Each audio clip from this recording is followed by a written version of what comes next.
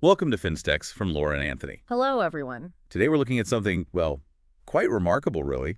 It's a real shift in how Americans are handling everyday spending. Yeah, we're talking about buy now, pay later, those installment plans you see everywhere online. Exactly. But here's the twist people are increasingly using them for, like the absolute basics. Groceries. It's a huge development. I mean, what started out for, bigger things, maybe a sofa or a laptop, Right, discretionary stuff. is now becoming how people fill the fridge. Get this. A quarter, 25% of BNPL users are using it for groceries now? Wow, a quarter. That's a lot. It is, especially when you think back to 2024, it was only about 14%, so that's a massive jump. What do you think is behind that? Well, the speed of it is just incredible. We saw online grocery buying with BNPL shoot up 40% in just the first 2 months of 2023. 40% in 2 months. Yeah, it actually made it the fastest growing area in all of retail for BNPL. It just shows how quickly this is becoming, well, normal. That's really something. And here's another thing. Over half of all consumers, 52%, are now using some kind of credit to buy their groceries. Okay, so it's not just BNPL, it's credit generally for food. That feels like a really fundamental change in budgeting, doesn't it? It really does. So, Yeah. okay, beyond just maybe convenience, what's really pushing this? Well, a few things are sort of coming together here. I think, number one, you can't ignore food inflation, right? It's been persistent.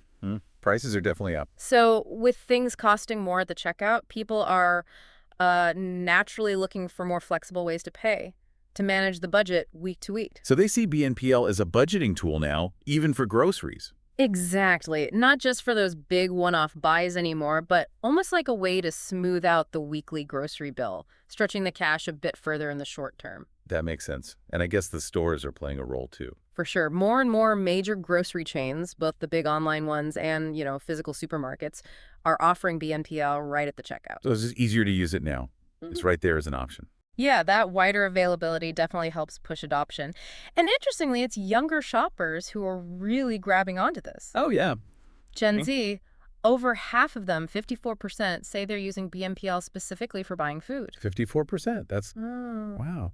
So it suggests maybe a completely different way of thinking about paying for essentials right from the start for that generation. Seems like it. And it's not just for, a few emergency items either. The average amount people are spending on groceries using BNPL, Right. well, back in 2021, that average order value jumped 85%. 85% increase. So people are using it for their big main grocery shops. Looks that way, not just topping up. Which brings us to maybe a less positive side of this whole trend. Yeah, I was going to ask about that, the late payments. Right. It's becoming a bit of a concern. The latest figures show that 42% of people using BNPL have missed at least one payment. 42%. That sounds high. It is, and it's up quite a bit from the year before when it was about 34%. And is that mostly people struggling financially or? Well, that's the surprising part. It's not just lower income folks. Nearly half of the BNPL users who earn over $100,000 a year also said they'd missed a payment recently. Really? Even higher earners. What do you make of that? Does it suggest maybe it's harder to track these smaller, more frequent payments? I think it might. Using it for weekly groceries means more payments to juggle compared to, say, one big purchase paid off over months. Yeah, these essential costs keep coming week after week. Yeah. It could definitely strain people's ability to keep up, even if they have a decent income. Exactly. And the data suggests most people who pay late are only about a week late. Okay, so maybe more of a short-term cash flow hiccup. Potentially, yeah, rather than deep unmanageable debt, at least initially. But here's another related point. Almost 1 in 4 users, 23%, have 3 or more BNPL loans running at the same time. 3 or more.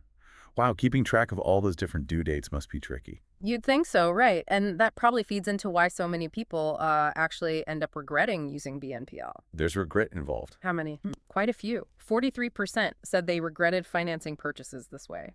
Especially, it seems, for those essential things, like groceries, that maybe they couldn't quite afford outright at the time. 43% regret. That's significant. Yet, despite these worries about late fees and regret, the market's still growing. Massively. The projections for the U.S. BNPL market are huge. Over $122 billion expected in 2025. That feels like a real contradiction, doesn't it? Growing market, but growing problems too. It really shows how complex this is for consumers. There's obviously a real demand for this kind of payment flexibility, especially with economic pressure. Right, people need options.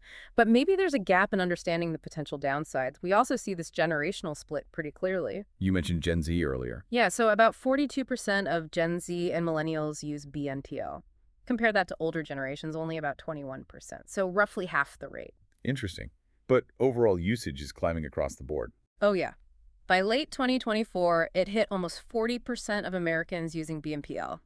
That's getting pretty close to how many people use traditional credit cards. Nearly as common as credit cards. And how are people thinking about it? Is it seen as real credit or something else? That's a good question. It seems about a third of users, 33% in 2025, basically see it as a way to bridge the gap until their next paycheck. Like a short-term fix? Very short-term thinking, yeah. And maybe the most worrying thing is the misunderstanding around credit scores. Ah, right. Do people think using BNPL helps their score? A lot of them do. Over 60% actually believe, mistakenly, that paying their BNPL installments on time will give their credit score a boost. But that's not usually how it works, is it? Generally, no. Most of these standard BNPL loans aren't reported to the main credit bureaus, Equifax, Experian, TransUnion.